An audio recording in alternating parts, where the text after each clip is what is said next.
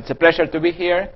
This is the outline of the 4 talks. So today we'll discuss SYK-like models and techniques to deal with the Larsen limit. So this talk will be a little more technical. Then lecture 2 will discuss some of the features of the low energy limit of this model and some interesting aspects about it. That has a more conceptual aspects. Then in lecture 3 we'll discuss some aspects of near extremal black holes and the dynamics of gravity for near extremal black holes. And again, some simplifications that happen here that mirror the ones we had in lecture 2. And finally, in lecture 4, I will talk about some other models for black holes, which are based on deep brains and certain matrix models. This is also one example of gauge gravity duality, and that has some features which are slightly different than the standard ADS-CFT, and that's why I'm discussing this. And there are also some other interesting aspects about this theory. Okay, so I'll be here the whole week. So if you see me, you can ask me questions about either this or any other topics. And if you prefer me to talk about something else, tell me.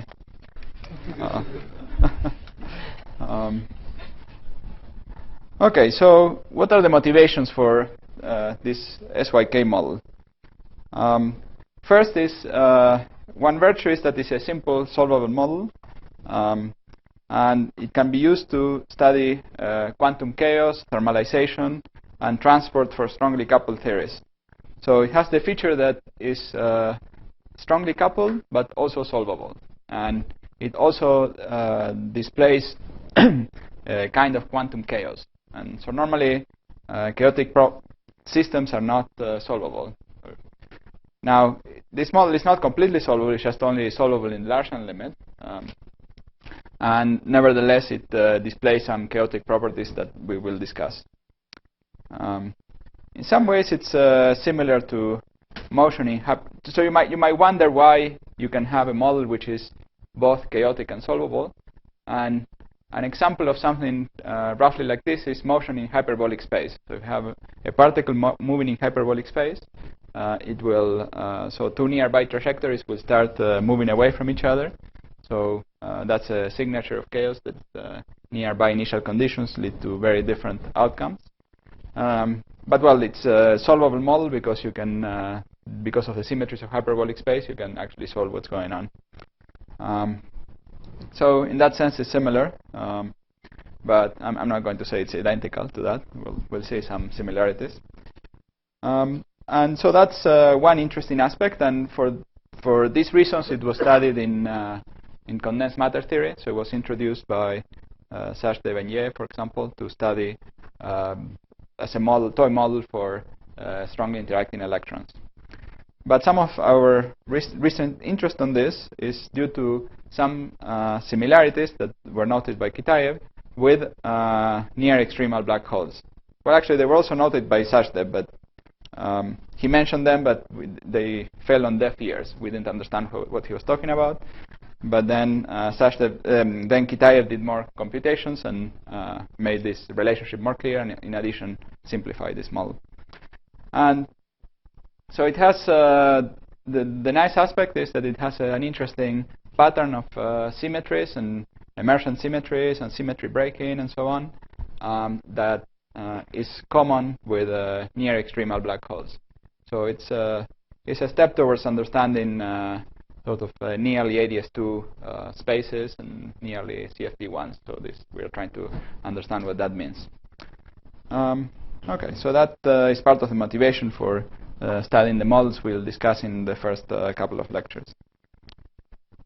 Okay, so before I even discuss the model, I would like to explain more or less where it sits in the landscape of somewhat simple models or Larsen models. So it sits somehow in the landscape of Larsen models. So these are models that have some number n, which is the number of fields or the number of variables. And sometimes they have some Owen symmetry, sometimes they don't. And so an example of this is the Owen vector model. I think Igor either talked about this or will talk about this. So this is a model. What? Both. Very good. So I don't need to explain to you what they are. So model where you have n fields, typically with an Owen symmetry. And if you had, for example, a field theory like this with a, let's say, 5/4 interaction and so on, it might lead to a conformal field theory, and you will have dimensions or energies. So this is dimensions or energies, and these interaction energies are of order 1/n. Okay, so anomalous dimensions of especially higher spin operators are of order 1/n. And sometimes these models can be viewed as having a gravity dual. So and the gravity dual of these models is some complicated gravity theory called Vasiliev gravity. I'm not going to say anything about it other than the name, just in case you find it. But it's really, you should think of it as a theory where it's a theory of interacting massless higher spin fields. So in the same way that Einstein gravity is the theory where you have massless spin 2 fields, this is a theory where you have massless all spin fields. So 2, 4, 5, 2, 4, 6, 8, etc. So this model is relatively simple. The gravity dual is relatively complicated. Then here near the bottom, okay. Can you see here on the bottom of the blackboard? Probably not. Yes, you can? Yeah, he can, so it's no problem. It might be good to lift it up as you write. You can switch the boards and have that one higher if you want. Well, there is a problem of hiding what was called. No problem. I'll get used to this. Okay, so we'll have the other type of large N theories are gauge theories, for example. Gauge or matrix theories. Gauge or matrix theories. These are typically based on some UN or ON symmetry also, but the fields have 2 indices. And examples are, for example, large N QCD or N equal to 4 super Young mills and so on. And in some particular cases here, for example, N equal to 4 super Young mills, we can take the dimensions and the energies might be much bigger than 1. So more precisely, what I mean is that the anomalous dimensions of higher spin fields can become much bigger than 1. And typically we see that when that happens, also they have Einstein gravity duals. By Einstein gravity, what I mean is a theory of interacting massless spin 2 particles, weakly coupled. The coupling is given by... So all these theories are weakly coupled, and their couplings are 1/n. But in this case, the theory is also a local theory, and well, it's the standard Einstein gravity action, dominated by the second derivative terms in the action. Okay, and then so the SYK somehow SYK-like, and the tensor models that I think Igor is either talked and/or will talk about. Sit here in the middle, and they have anomalous dimensions typically which are of order 1, and they have some gravity dual which we don't know what it is. Okay, so that's so they sit somehow in complexity between the vector models which are simpler and planar. So these are planar diagrams.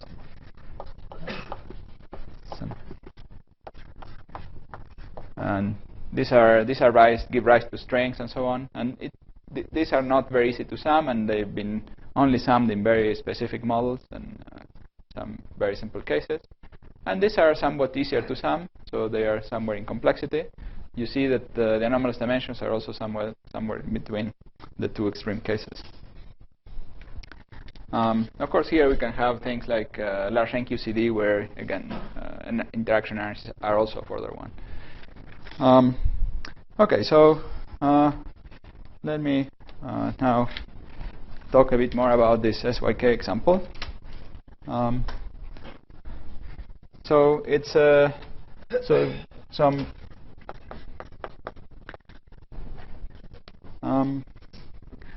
so in this particular example, we have a Hilbert space. So this is the Hilbert space, not the Hamiltonian, which is generated by Majorana fermions. So we have n Majorana fermions that go from 1 to n, So Majorana fermion, anti-commuting fermionic field. Its adjoint is equal to itself. And so you can think of this Hilbert space as generated by n over 2 qubits. Roughly, the qubits are each pair of fermions will form qubit operators, and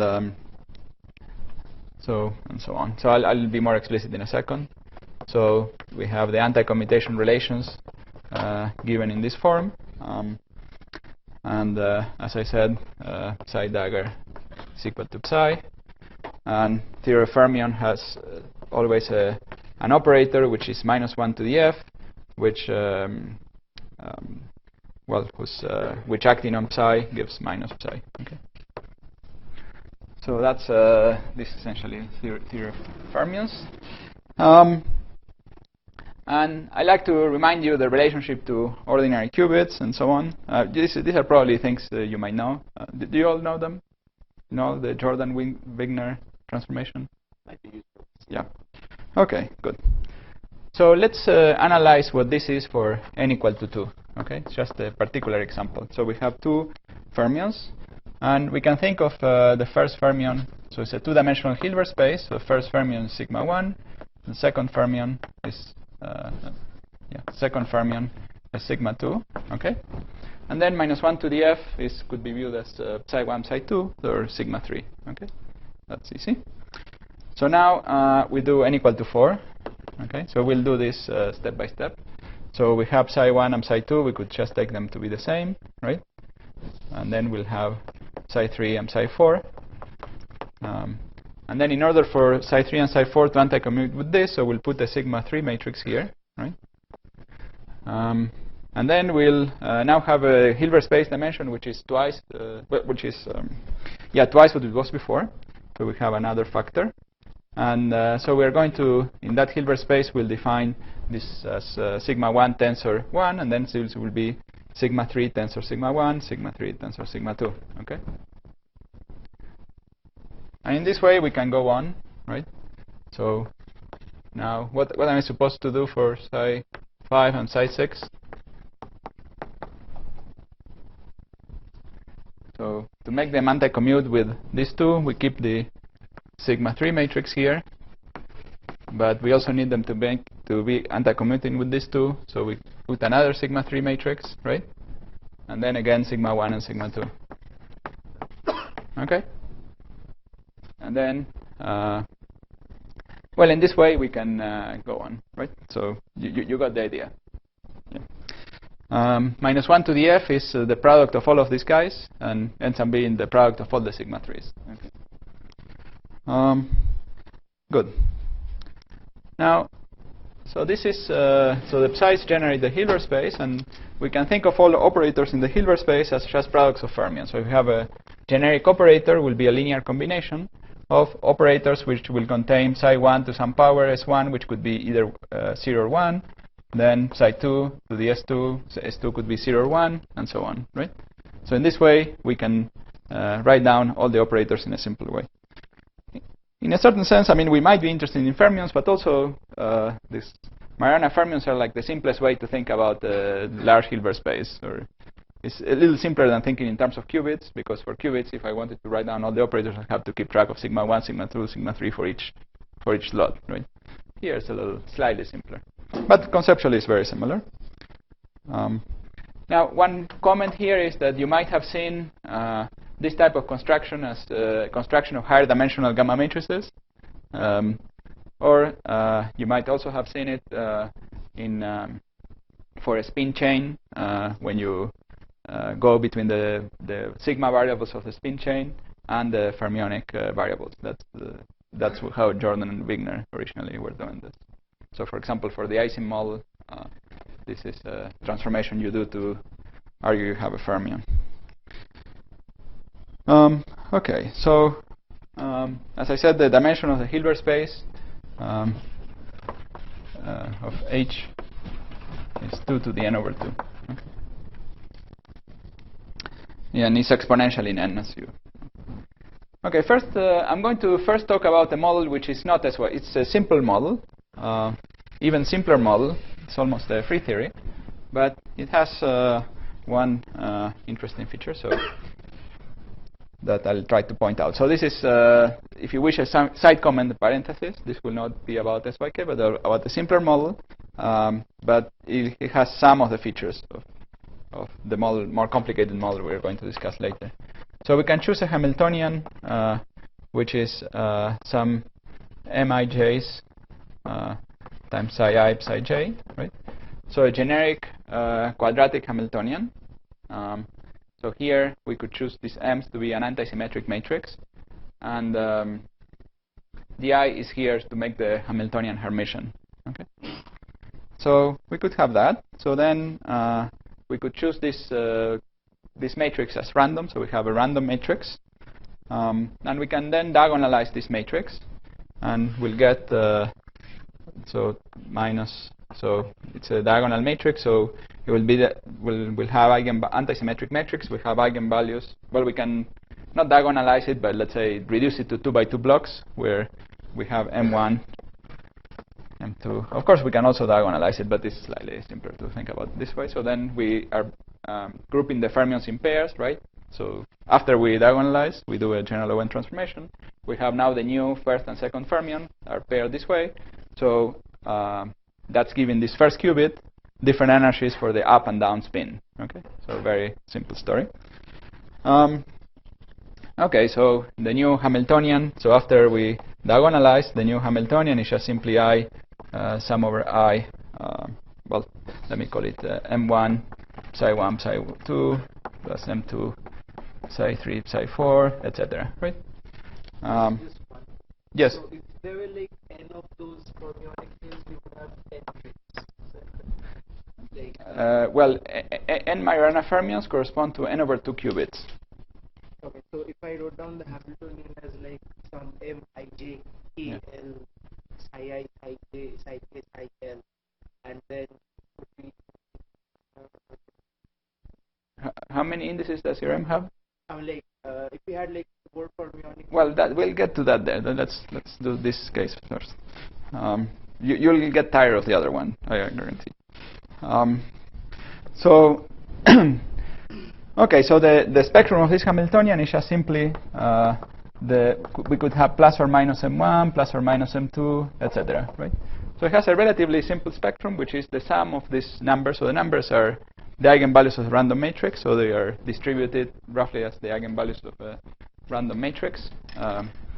So if we say how many, so this is the number of eigenvalues, and this is the eigenvalue.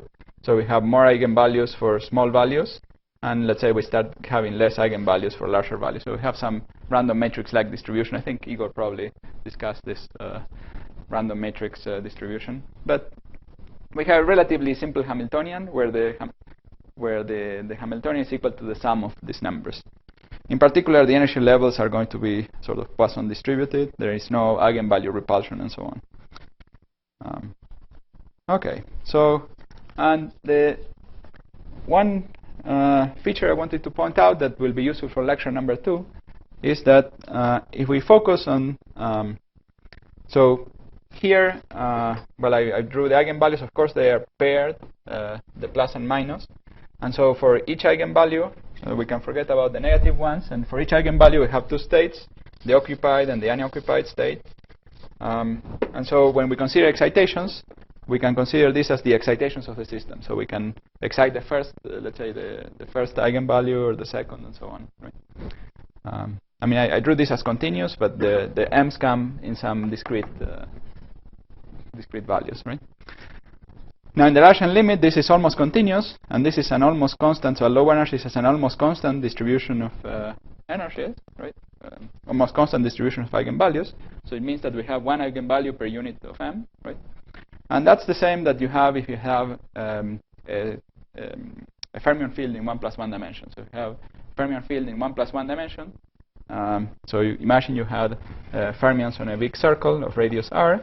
So then their energies would be equal to the momentum, let's say some momentum quantum number, let me call it n, divided by r, right? And so in this case, they would be equally spaced. In this case, they are not equally spaced. But you still have a density which, in the limit that R is very large, is essentially constant. We have something similar. And so here, the spacing between these eigenvalues is of order 1 over n. And so in the limit that capital N is very large, so when n is much bigger than 1, so this effective R is roughly like n. And so we get something that is, roughly speaking, like a massless field in an infinitely big space. So we have a continuous spectrum and a scale invariant spectrum, as we have in a 1 + 1 dimensional massless field. Okay, is that clear? Okay, so we started from some. So this is a very simple example where we start with a system with a finite number of degrees of freedom, and we have some kind of scale invariance in the infrared, approximate scale invariance. Of course, if we go to extremely low energies, we'll see that there is one minimum eigenvalue, and that's it. Okay. You mean actually fix M? There's Yeah. So here we're imagining we fix M, and then we look at the spectrum. Of course, if you start moving M, this will move. Yeah.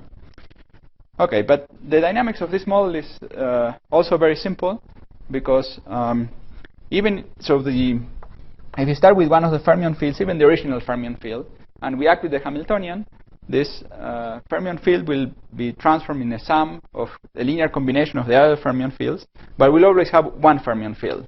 So we'll never have like a product of two fermions or three fermions and so on. So the evolution of the operators is very simple. So this is an integrable model. Okay. So this is not SYK, but something different. Okay. This is just to talk about something simpler. So now, since you were desperate to know what the one with 4 fermions was, so let's write it down. So this was a model which had couplings.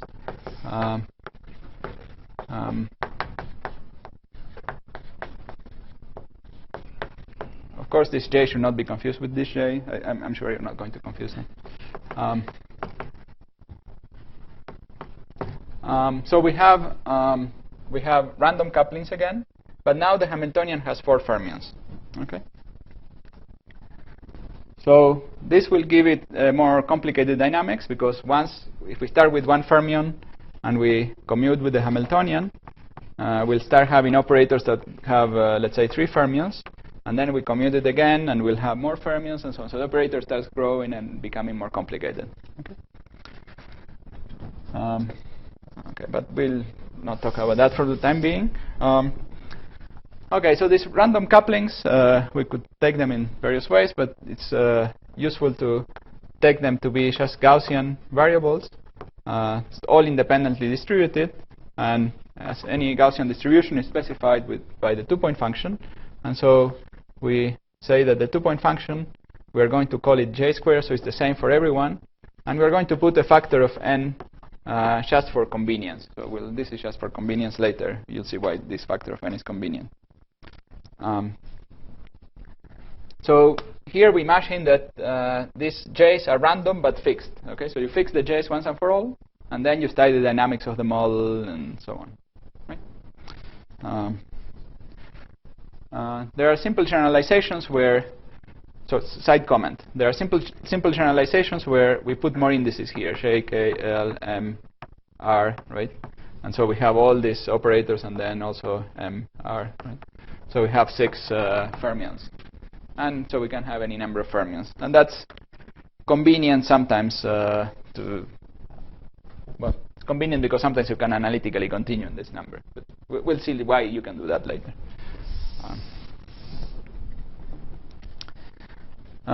Okay, one more thing. So the Majorana fermions, so these fermions are dimensionless in 0 + 1 dimensions, right? So the anti-commutation relations, right? It's just a number, and so the dimensions are of energy of the Hamiltonian come purely from J, the dimensions of J. So J is a constant with dimensions of energy. Okay. So the whole spectrum of this Hamiltonian will be fixed in units of this J. Okay, that will set the scale of the spectrum, but that's all it does. Now, the spectrum of this model So I'm not explaining why we have these results. I'm just going to give you a preview of the results, and then we'll discuss some techniques that show that what I'm saying right now is reasonable, is correct. Okay. But so here it's equally likely to have a positive eigenvalue as a negative eigenvalue, because we didn't say anything about the sign of these j's. So if we had positive, we change the sign of all j's, it's also a possible random value for the couplings. So we expect that to have equal probability of having some eigenvalue here or some eigenvalue at the right. I'm not saying that they will be exactly degenerate, but the shape of possible eigenvalues will be statistically symmetric. Okay. And it turns out that well, it is some form that roughly, the precise form will, well, I'm very bad at drawing. I just argue that it should be symmetric, and I drew something asymmetric. But you should just correct for that minor mistake. Okay, and then, so it goes roughly between something that goes like minus jn times some number, and then plus jn times the same number, right? So that's how the distribution will look for, this is for large n, right? Okay, so that's the typical distribution. Now, suppose you have two eigenvalues near each other, right? Somewhere in between here. What is the spacing between these eigenvalues? What would you expect the spacing to be? How many eigenvalues do we... Okay, let's start with a simpler question. How many energy eigenvalues do we have? What? Let's say n or 2 to the n. So, what? How many people think it's n, and how many people think it's 2 to the n? 2 to the n. Raise the hand, the ones who thinks it's 2 to the n. Okay, good. It's 2 to the n. So, well, it's 2 to the n over 2 because that's the dimension of Hilbert space. So it was okay. Minor error in the exponent, right? Factor of 2. As long as it's not your salary, it's not a problem. Factor of 2. Okay, so so that's the number of eigenvalues. So the spacing is will be with a minus sign here, right? So they are very closely spaced. Now, in most of what we will do in these talks and in these lectures and so on, will be concentrated on a region roughly of order 1 size here, so some region here, where we are considering an exponentially large number of eigenvalues. Okay. So we'll look at the end of the spectrum and consider a large number of eigenvalues. So that's a constraint on the type of energies we're going to look at and so on. So if you look at the kinds of times we are going to be interested in. So we'll later be a little more specific about that. Okay, so that's the kind of thing. Those are the kinds of problems we're going to be interested in. Okay. Okay, so we'll later see why the spectrum has these endpoints and so on. That will be seen more clearly later. But you can you can take this Hamiltonian, you can put it on the computer, and you can diagonalize the Hamiltonian, and for relatively small values of n, like 30 and so on, is more like 32, I think. Well, I'm not sure exactly which is the largest value people considered, but of that order of magnitude, you can draw this distribution, and it looks more or less like this. But we will also argue theoretically that for very large n, it should also look like that. Okay, so now imagine we consider some correlation function as a function of time, right? So for example, between two fermions, let's say psi1, psi1. Now, what are the timescales in this theory? So we'll see that for timescales which are very, very small, right? We can ignore this Hamiltonian because the Hamiltonian has an energy scale of order j. Okay, so for very small timescales, we can ignore.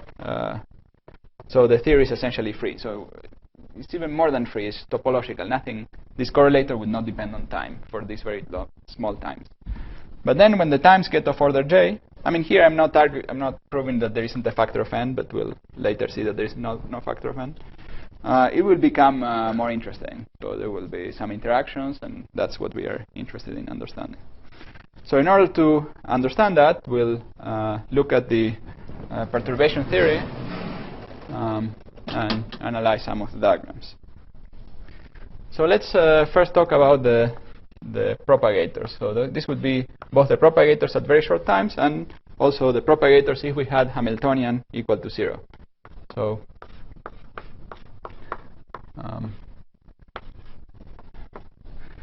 okay, so imagine, so we have a fermionic field. Let's say T1 is bigger than T2.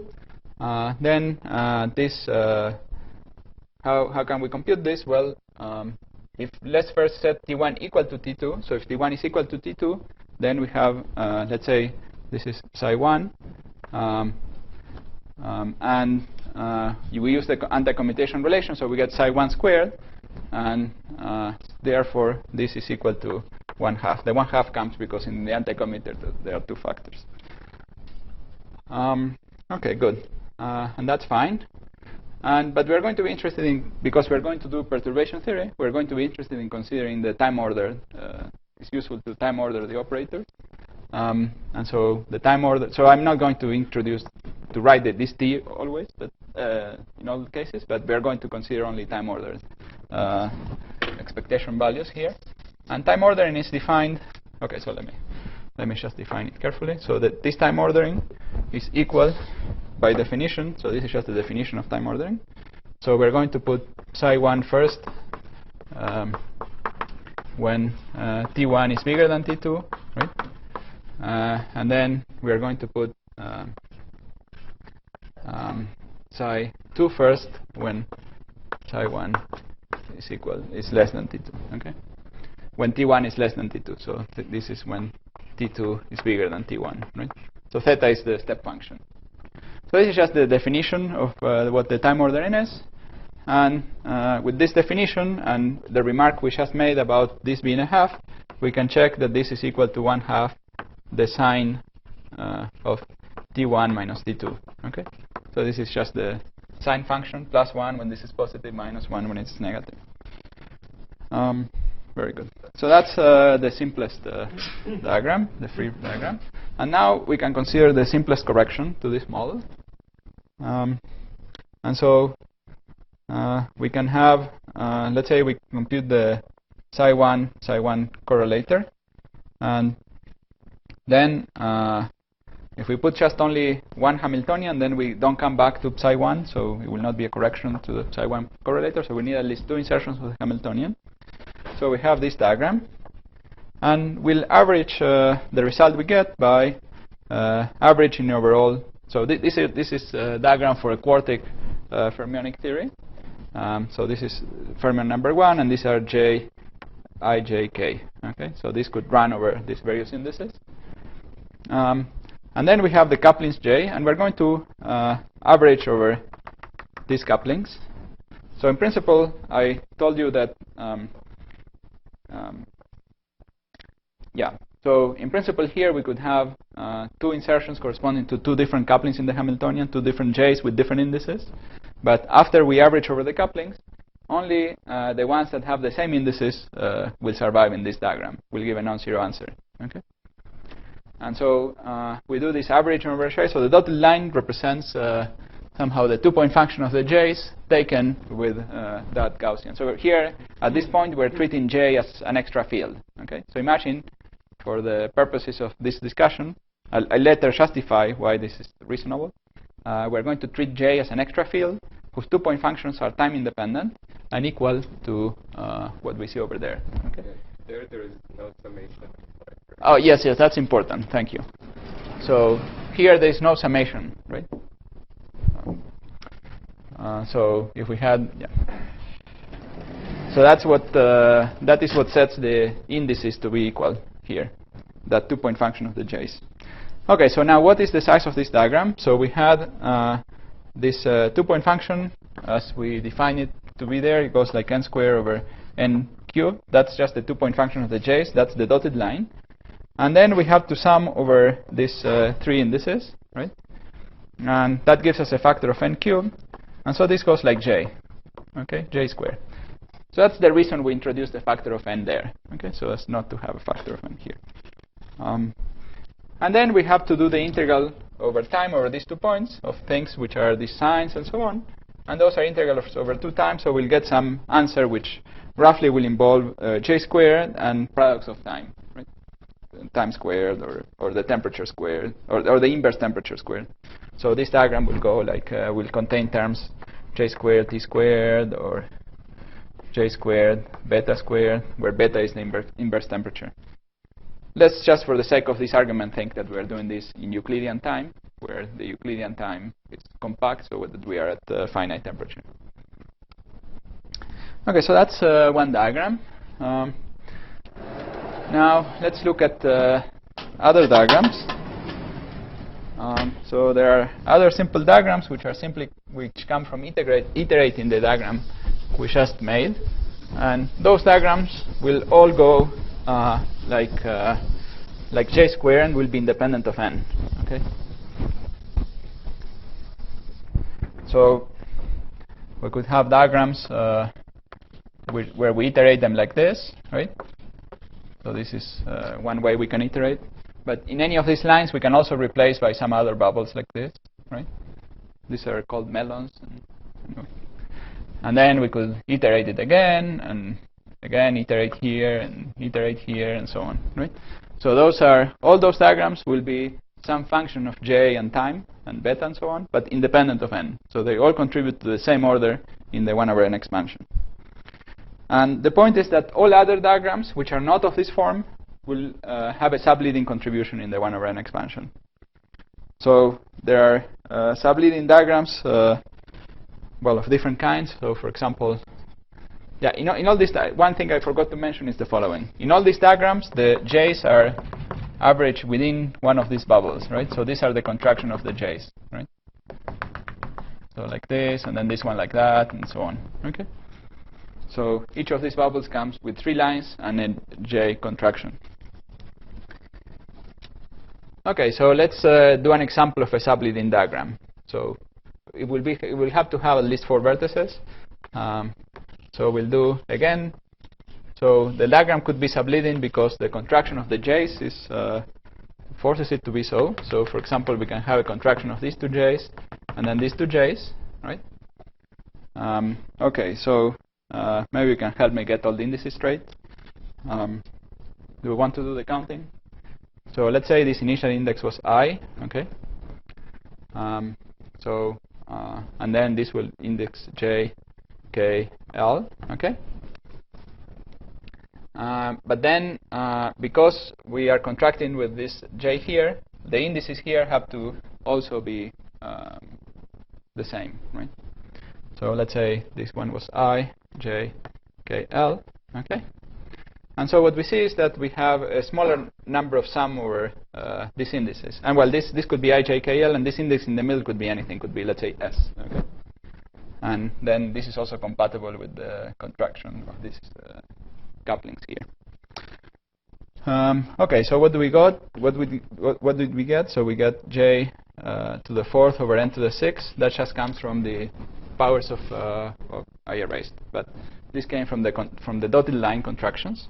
And now we have a number of indices which is n to the 4th, right? We have n cubed from here plus this extra one. Okay, and this went like 1/n squared, so it's suppressed. There are also some other diagrams that are suppressed by 1/n. So really, I mean, I can show you one. So it's like this. Anyway, you can show as an exercise that this guy is suppressed by 1/n. Okay, dotted lines like this. So that's exercise. Just do the exercise. So, thanks. So it's useful to do it once, at least you see how the indices are, how this argument works. Okay. Now, okay, so the structure of the diagrams here is simple enough that we can sum all the leading diagrams using some integral equations. And what I'm going to do now is to derive those integral equations. So we saw that the diagrams have a certain iterative structure. So let's say call G the full propagator. And so it's this, and then we divide it in one particle irreducible pieces, right? So here we cannot cut into another line. And so here, so this thing is sometimes called the self-energy, right? This is in general for any theory, any perturbative theory, you can do this. So a full propagator is equal to the free propagator. So 1 over the free propagator minus the self-energy. Okay. And well, the free propagator is just the inverse. Well, it's what we saw over there. And what comes here is the inverse of the free propagator. And the inverse of the free propagator is the thing that acting on the sine function that I had over there gives a delta function, and that's just the derivative. So this is dt minus sigma. Okay, maybe with an I don't remember. No, maybe without an I. Yeah, without an I. Okay, so that's this you can do in any theory. Okay, there is nothing we used about this model here, except well what exactly the free propagator was. In Fourier space, so if we had a situation that is translation symmetric, like for example the thermal computation, then we would get we could calculate the g of omega, and this would be 1 minus omega minus sigma of omega. Okay, just this is very simple and diagonal in Fourier space. Okay, so the simplicity of this theory comes from the fact comes from the expression for sigma. So sigma is given by what? So we have one of those bubbles. So to lead in order, sigma is given by this. But then the full expression for sigma contains the same thing here, but with the propagator g. Okay.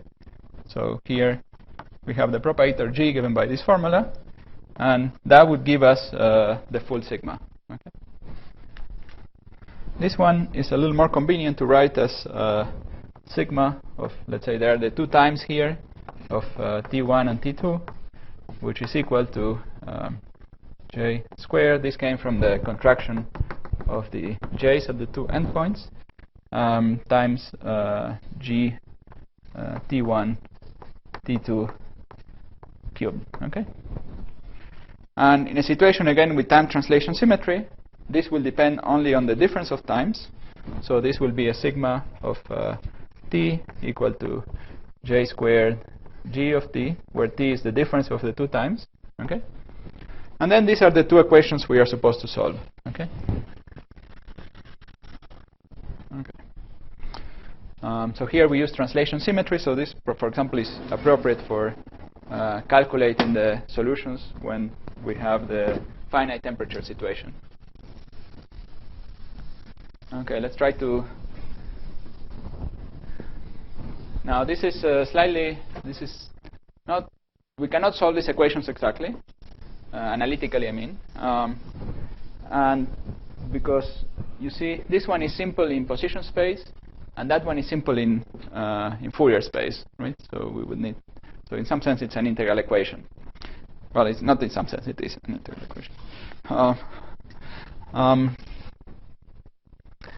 Okay, so let's try to see what this would look like. So let me define times in units of beta. So this is 0, and this is 1. So the horizontal axis here is Euclidean time divided by beta. Okay, so that's the horizontal axis.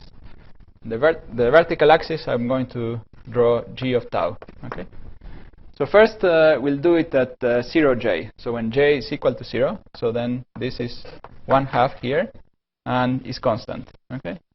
So that's this constant value, and that's the same as that sign. It doesn't look the same as the sign because there is here this discontinuity of the sign is here. So the fermion comes here, and then when it goes around the thermal circle, there is a minus sign due to the fact that we're at finite temperature for fermions. Then we come with minus, and that's the minus that well comes with a minus, and then we have the jump of the sign that we had there at tau equal to 0. Then we put a little bit of j squared. So when j squared for small beta j squared. So when j times beta is small, we can just do the first few corrections. So we get something that decreases a little bit. And then as we increase beta j, we start getting something that roughly looks like this. Okay. So this is roughly the overlap between the fermion at one time and the fermion at later times. What this formula is saying is that we started with the fermion, and then we still get the same fermion. Here, this fermion is migrating to other operators, right? And so we are not getting the same fermion operator. It's getting the contribution gets suppressed. So this is beta j much bigger than 1. Okay. Now these calculations and the derivation of this formula assume that n is much bigger than anything else. Okay. So all this discussion is correct when beta j can be anything, but is much less than n. Okay. So when beta j is of order n, the 1/n corrections to these diagrams will have to be included. Okay. And we're not going to do that for the time being. So we're going to be interested in this type of regime where we consider either these temperatures or times where this happens. Okay. Okay. Very good. No.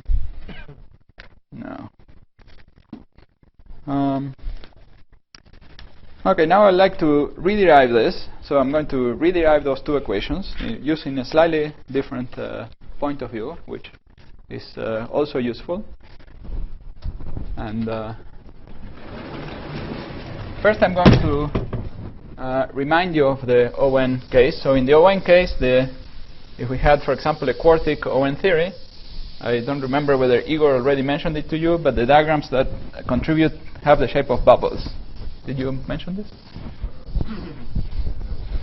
Okay, but it doesn't matter because we're going to derive it. We're going to think about. So now we're going to consider an Owen model first. This is a motivation. So this is a side remark. I'm not now talking about SYK. I'm talking about the simpler case, and then we'll go back to the SYK discussion. Yes. So there, in the diagrams we have yes. 4 connections to the vertex. Yes. And the coupling is both. Yes. But what is this dotted line? That you mentioned. If you would explicitly write it down. Yes, yes, I will, because this is causing some confusion. So I, J, K, L, J, M, R, S, T, right? This is some delta function of I, J, well, delta, roughly speaking, well, it's delta I, M, delta J, R, delta K, S, delta L, T, and then you have to anti-symmetrize all the indices, okay? So that's what it is explicitly. So it's something that really sets these indices to be equal. Up to, of course, these are all anti-symmetric in the indices. So, yes. Oh, yes, I didn't mention this. Yeah, these pictures here, you can find them by solving them numerically. So you take your interval, you divide it into some number of segments and so on, and this becomes some matrix equations, and you can just solve these matrix equations. What? G is antiperiodic in time. Yes. Yes. Well, what is plotted is it is antiperiodic in time because because when the fermion gets here, right, it gets a minus sign because the minus sign is antiperiodic, right? But then it has a discontinuity. So I mean, I could draw the same thing, but this was a function of T1 minus T2, right? So if we want to show it's more explicitly antiperiodic, let's think of it as a function of T minus, let's say, some epsilon, okay? And then as a function of T. So epsilon could be one of the fermions, and T could be the second fermion, okay? And then we'll see what the function is. So the function would, well, this, we simply just move this, right, by epsilon, right? So this was happening at epsilon, and here what we get is minus that picture, right? Well, I cannot invert it in my head too well. Artistic abilities are very limited. Okay, so when we go over the thermal circle, we jump from whatever value we have here to minus its value, right? And then when we get to tau equal to 0, there is a jump of a half due to the anti-commutation relations of the fermions, right? Is it more clear now?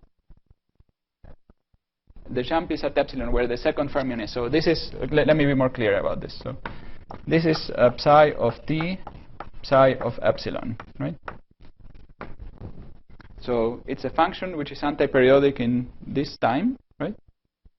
And it has at tau equal to epsilon this jump, which is equal to 1. So the amount of this jump should be 1 due to the anti-commutation relations, because with the two different orderings, we are the difference between the two orderings is the anti-commutator. Is that more clear?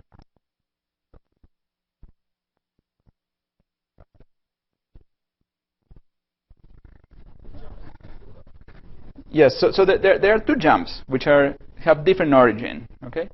Let me remove this. So this is tau. This is time of order beta, right? This is tau. Now the horizontal line. This is the time of order beta, which have a jump to minus itself. Okay. Due to the anti-periodic boundary condition for the fermions, right? So that's one type of jump. Then we have here a jump of order 1, but no, absolutely equal to 1. That is due to the anti-commutation relations of the fermion, right? So the function has two discontinuities. We have two different origins, right? Now, for the purposes of drawing the graph, it's a little simpler to somehow imagine this fermion is at 0, and then we just draw it from here to here, and then it looks looks continuous. Is that more clear now? Okay. Okay, good. So now we'll go back to this Owen case. So we're interested in calculating the path integral over many. So this is a standard calculation. Let's say, for example, it could be a phi-4 theory. And then we have the rescaled coupling. I'm going to call it lambda. And then we have phi squared, all squared, right? So this is the original action we are going to try, whose partition function we're trying to calculate. And we are going to write an expression for this partition function by doing a simple manipulation. So the first manipulation will be to include a Lagrange multiplier field. Let me see how we call it, alpha. E to the integral. So the first term is the same. And then this term, we are going to write it as n over lambda alpha squared. I'm being careless about the signs, but as an exercise, you can put the signs correctly. So after we integrate out alpha, we get back the original interaction. Okay. And now, so the goal of the objective of we did this alpha with the objective of making this action quadratic, and now we integrate the phi's, and then we get at the end a functional integral over alpha, which has the form e to the minus n 1/2 of log of the determinant of the operator d squared plus alpha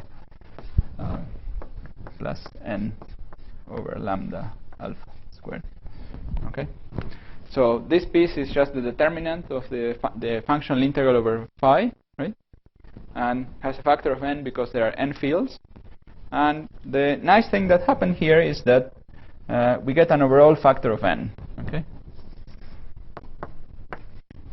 So now, when n is large, the functional integral over alpha can be done by saddle point, or equivalently, we can think of alpha as a classical field. Okay, so we can minimize this action and solve the classical equations for alpha that come from minimizing this action. Okay, and you can write down those equations. I'm not going to do it explicitly here. And the result of doing this is equivalent to the type of equations you get from summing diagrams that contain a bunch of bubbles. So the language of diagrams and the language of, and so these bubbles are like, roughly speaking, an effective particle, which is given by the field alpha, created by the field alpha. Okay, so now we are going to do the same, but for the SYK model.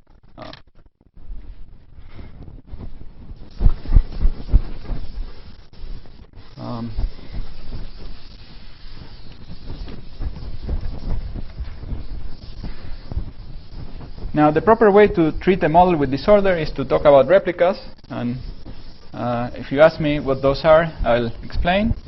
If not, let's say that I'm going to simplify our problem, and we're going to treat the couplings J as an extra field, which with correlators which are independent of time.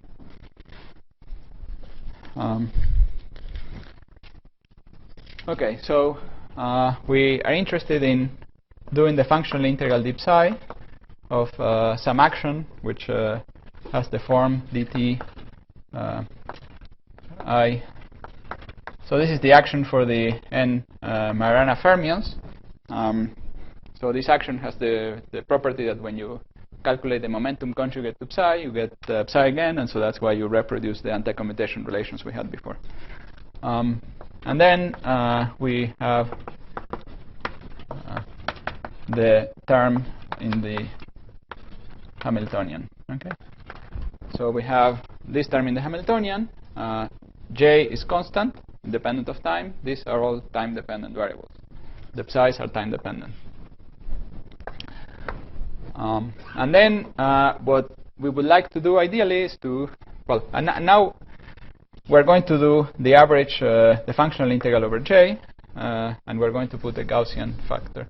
So dj e to the minus, let's say, j squared over its two-point function, which was capital J squared over n cubed. Okay. So this is a Gaussian factor for the couplings J. They are independent of time, and that's what we would like to do. So first, we're going to evaluate this quantity.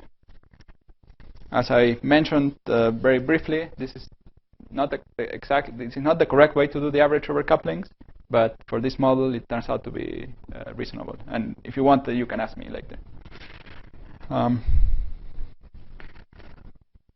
Okay, so we now, what do we do? So the first thing we can do is we can integrate out J. So the integral over J is Gaussian, so we integrate J. And then now we get an integral deep psi. So we get the same term here in the action.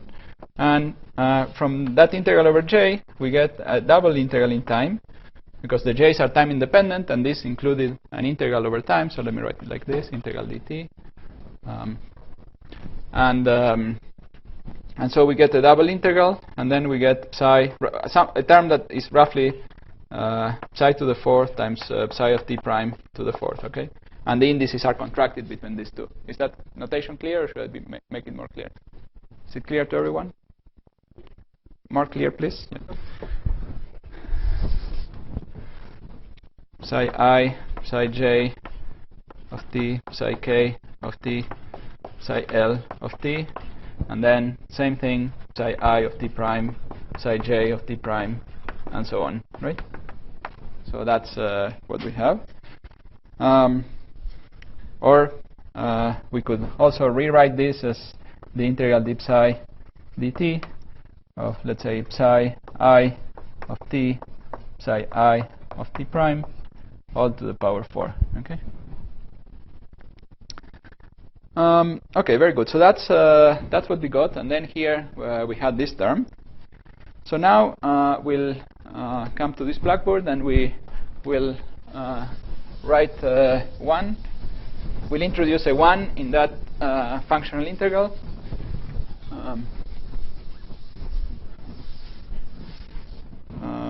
Okay. So this 1.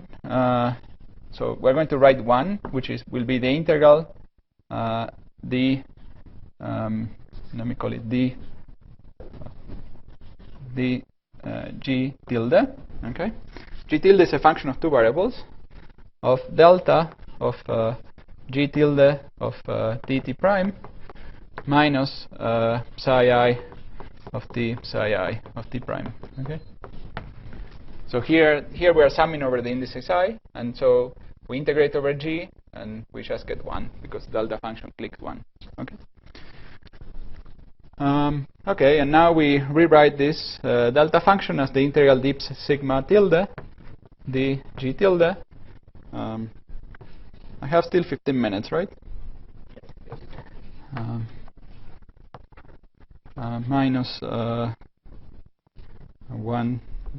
Well, I forgot to put the 1 over n, so psi I, psi I. So all of these are functions over 2 times, so these are integrated over t and t prime. Okay. So we add this term to the functional integral, and that we are adding a 1. Okay. Now the reason to do this is to replace this quartic term that we had here. Okay.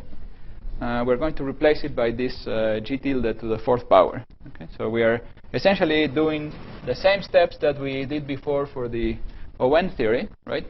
So this step is somewhat similar to the step that we did here. And so we'll now, let me see. So, okay, so what are we going to do? So we're going to insert this in the path integral. We are going to replace this by g tilde, okay? So now the fermions will appear quadratically. We'll have this quadratic term in the fermions, and also this quadratic term in the fermions here, okay? Is everyone with me? Yes? And now we just integrate the fermions. So that will give us a determinant. So a partition function now is going to have a d sigma tilde, d g tilde. And so there are n fermions, so the term with the determinant, to be precise, is a Pfaffian, because it's an antisymmetric matrix. So we have, this is the result of doing the integral over the fermions, right? So this came from this term, right? Sigma tilde, and we had the kinetic term, gave us this factor. And then the rest gives us the factors we had before. And these factors contain d tau 1, d tau 2, and then sigma tilde times g tilde minus j squared divided by 4 q. So here I've inserted the proper, well, some convenient factors of some convenient minus signs and factors of 4. Okay, so what do we have now? So now we have an integral, a functional integral over these functions, but we don't have n functions. We just have 2 functions, right? And we have an overall n in the effective action, so we can treat now these variables as classical, right? And we can consider the first order approximation, which will be to minimize this action on these classical variables. And that minimization will reproduce those equations. So let me just quickly show how that is done. So if we calculate the equation of motion for sigma tilde, we take a derivative of sigma tilde with this, that will give us a g, and the derivative of this will give us, because there is a log here, we'll have a 1 over this thing, right? And that's the first equation over there, okay? Is that clear? No? Yes? And then the other equation comes from varying g, so we vary g here, we get sigma tilde equal to g cubed, and that's the second equation, okay? So that shows also that that's the those were the leading diagrams. We didn't forget any other diagram, and so on. So this is an alternative derivation, right? So this is an alternative derivation for the leading order in n solution. So I have given you 2 alternative derivations of those equations. Okay, is that clear? So one more from a functional integral point of view, and the other one from a more diagrammatic point of view. Okay, so a bunch of things to remark about this. Factor of n means it's classical. Now, originally we had n functions of 1 variable. The fermions were functions of 1 variable, but these g's and sigmas are functions of 2 variables. Okay? So, in a certain sense, we are getting an extra dimension, right? So those fermions live only in time. These live in 2 times. Now I changed the I noticed that here I put a tilde here to mean that here this sigma tilde and so on are variables of integration, and I didn't put a tilde over there to emphasize that those are the solutions of the equations of motion. So the g's without the tildes are the actual solutions which obey that equation. This, of course, when we are doing the functional integral here, they don't obey any particular equation.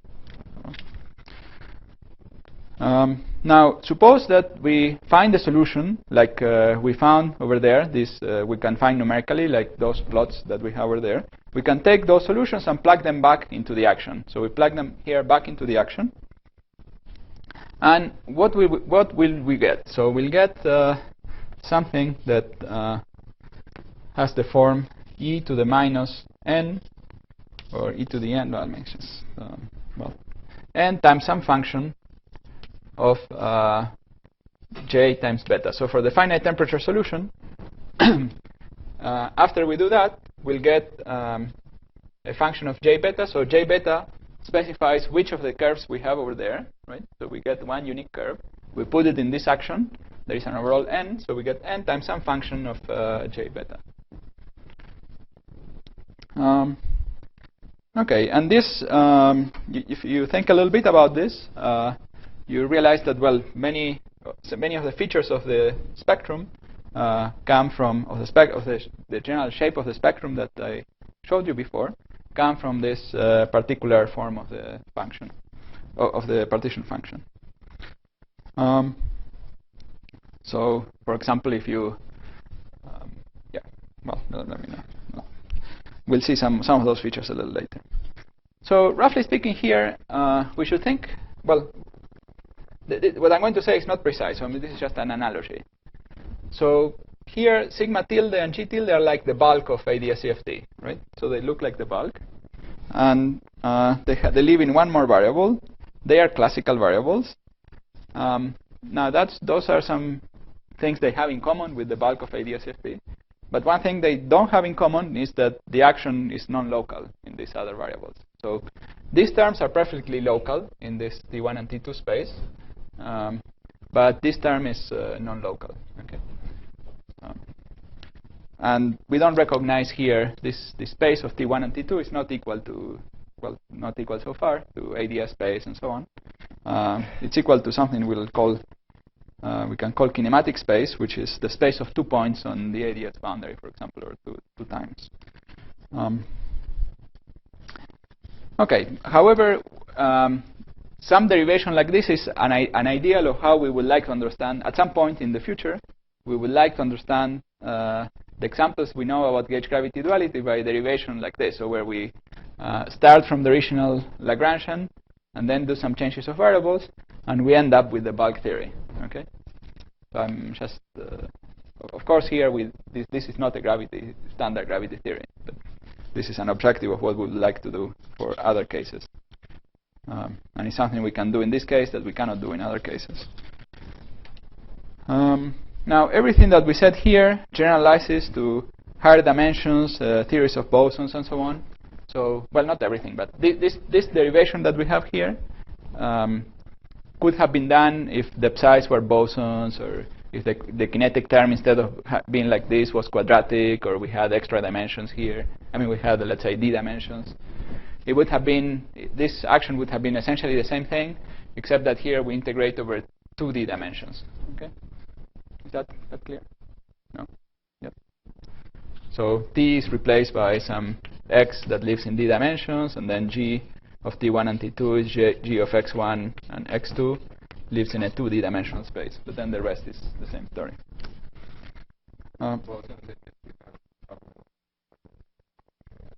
Yes. Yeah. So okay. So there is this derivation only, as far as we discussed, depends only on the structure, this large n structure. Now the particular details of the model depend on what action you started from. So depending on the action you started from, this, I don't know, you come here and then it might be ill-defined, it might have negative modes and so on. I mean, here, if you started with this action and you change the sign of lambda, for example, this would not be perhaps a well-defined theory, and you might see some sickness or some problem. Or if you are in, depending on the number of dimensions you are in, this action might have some interested infrared behavior or not, or be non-renormalizable. So those are some details you have to analyze, but you can analyze them all within the large N, this large N large N structure.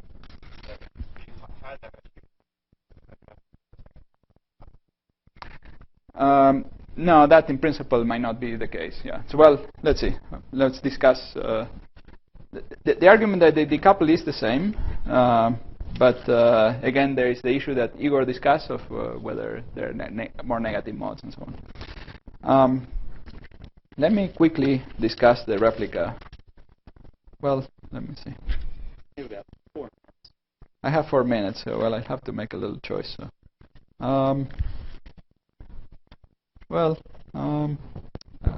If I spend all my time making the choice, all replicas. Okay. I don't know where the replicas.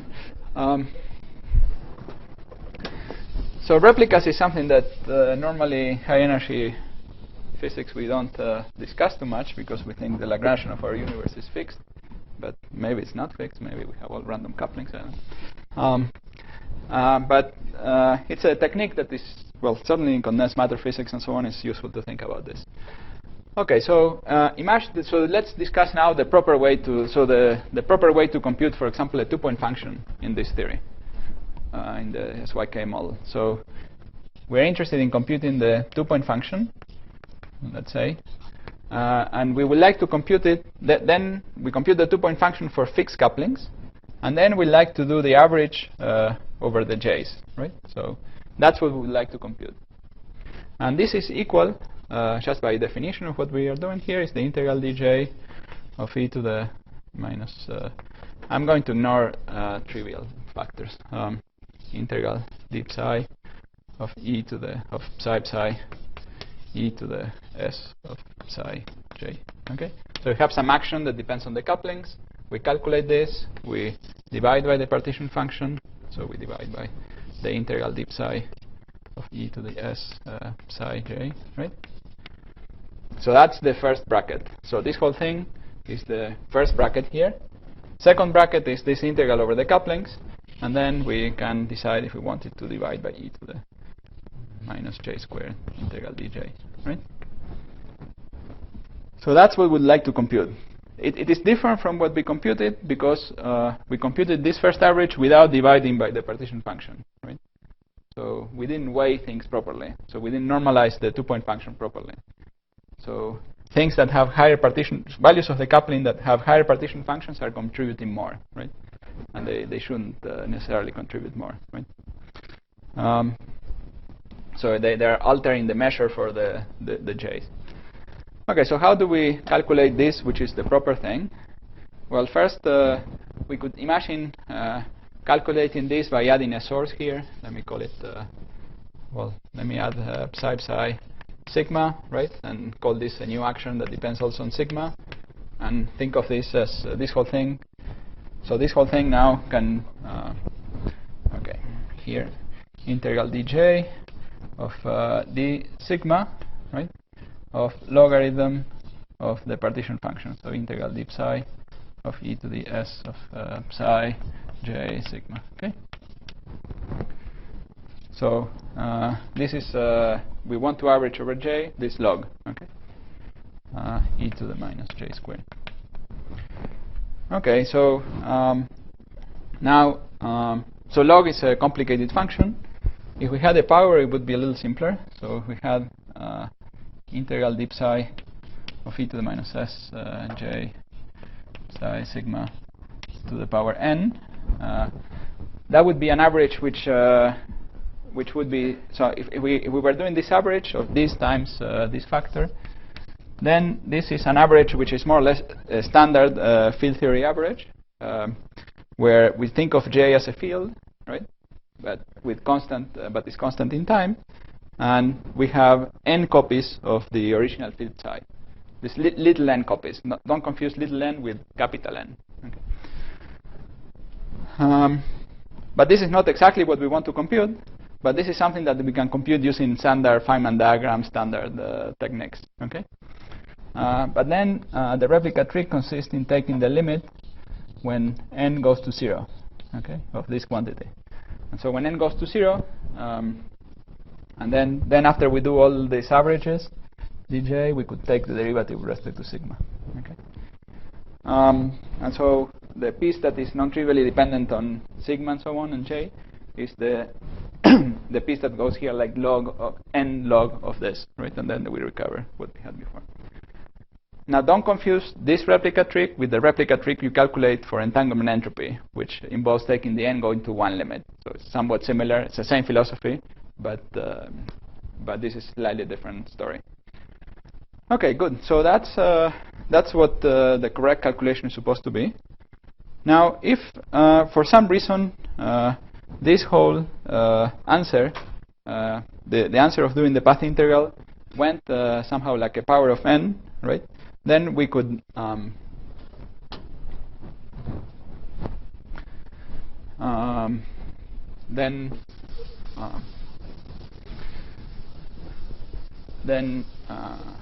then we would have done the correct calculation. So what we have to understand is somehow if all this, so okay, let me say it differently.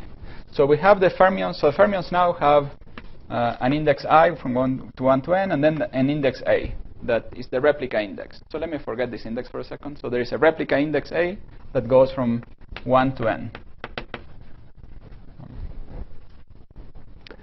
And if all the, and so the fermions interact through the Lagrangian with fermions with the same index, right? So all the same index of these vertices. But they could also interact with other fermions, let's say index B, through an exchange of J. Okay, so the couplings J make the replicas, different replicas interact. And to the extent we can neglect the interaction between replicas, then the calculation we did would be correct. So because here we would get this whole partition function is just the product to the nth power of some partition function, of the partition function we calculated, and then that would be the same as what we would do anyway. So we have to understand the interaction between replicas. So for example, if we are doing the vacuum diagram, so this is a vacuum diagram of the original theory that went like n, right? So this is and now we can have a correction due to interaction between replicas that looks like this, where these are two different kinds of replica indexes, right? And well, this goes, let's compute. So this goes like j to the 4th over n to the 6th power, right? So this diagram. So n is how the leading answer goes. So now we're going to try to compute how this correction to the free energy will go. So it goes like this, so we have now to sum over all these indices. But notice that because of this contraction, these two indices are correlated. So we have just an n to the 4th, right? So we have. So this is the contribution of this diagram, and in order to compute the relative contribution relative to this, we just divide this by n, right? Because that was the leading contribution. So this is how much or less important this one is, and this goes like 1 over n cubed. Okay. So corrections to the discussion we had due to this average over couplings goes like 1 over n cubed. Okay. Okay, good. So I think I'm over time. So thank you.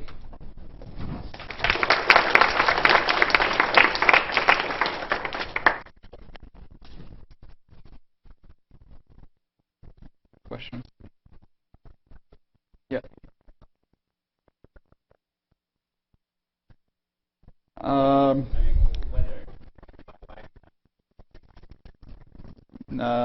No, I really can't comment. So I know this argument, assuming analyticity, and certainly in cases where the corrections are small, we are almost checking that the limit is given. So I'm only presenting the argument to show that in the case where we are talking about, it's not important. But this whole replica method and so on, well, has lots of different aspects. So we can consider solutions, for example, which preserve the replica symmetry, have correlations between replicas. Some that where you break the symmetry between, the permutation symmetry between the replicas, and there is a whole interesting subject there related to spin glasses and so on. But certainly I don't know to what extent you can justify this analyticity. And I mean, of course, if you have finite number of degrees of freedom, you can. But of course, there is a capital N here that we're also taking large. Yeah. So when you perform the disordered average over J Yes. for the SYK model, so you got like there was a psi I of E and a psi I of E prime, right? Yes, yes. So each of them should have a replica index. Yes, yes, yes, yes. So the derivation basically goes the same. So you can do the derivation. If you look at the papers, they are done with the replicas. Right. Yeah. So it's the same. And at some point you say, well, I'm going to assume that my correlators are replica diagonal, and then you get the same answer that we discussed.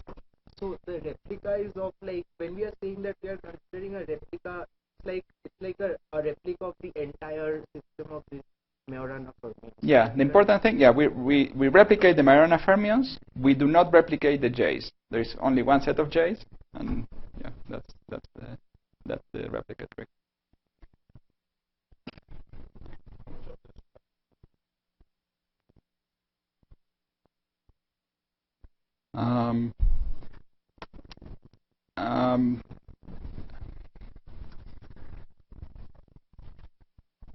Well, I think it just depends on how much you're going to change the distribution. So, I mean, if it has some small non-Gaussian corrections, it's not important. But if, I don't know, you take the J's to be all equal or something, then if you take very special structure for the J's, then you'll get a different spectrum. So, for example, let me give you a little example that we looked at in detail. So you can choose the spectrum of Ji, Jk, L to be equal to something like Q, A, I, J, something like this. I don't remember the precise formula. And you assume that the Q's are random variables, right? So this affects the distribution. So now we don't have a Gaussian distribution for the J's. We assume that, let's say, the Q's are Gaussianly distributed. And then the shape of the spectrum and so on changes. The details change, the 2-point functions change, and so on. But I would call this a fairly drastic modification of the distribution. This, by the way, is what you get if there is a supersymmetric version of the model, and this is what the J's have. This is the distribution of the J's.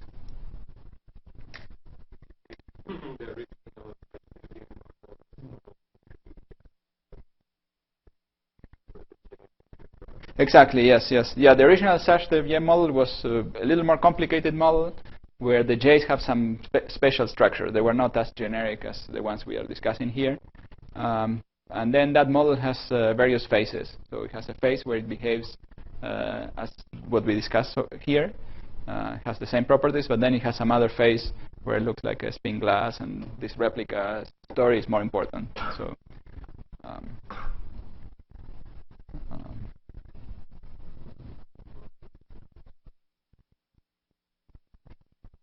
maybe I should mention a little bit what the original Sachs-Devier model was. I mean, just for completeness. So, mentioned? Okay, fine. Not necessary. Oh, good, good. Yeah. No. I think. Why repeat? Yeah. Yeah. Yeah, we'll have this too. Yeah. Ah, okay, good. Yeah. Perfect. Okay.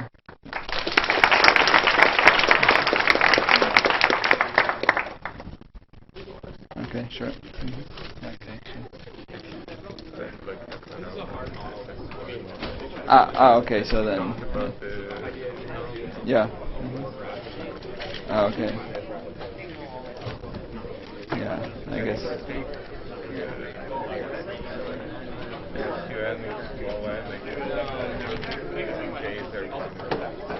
Yeah. Mm-hmm.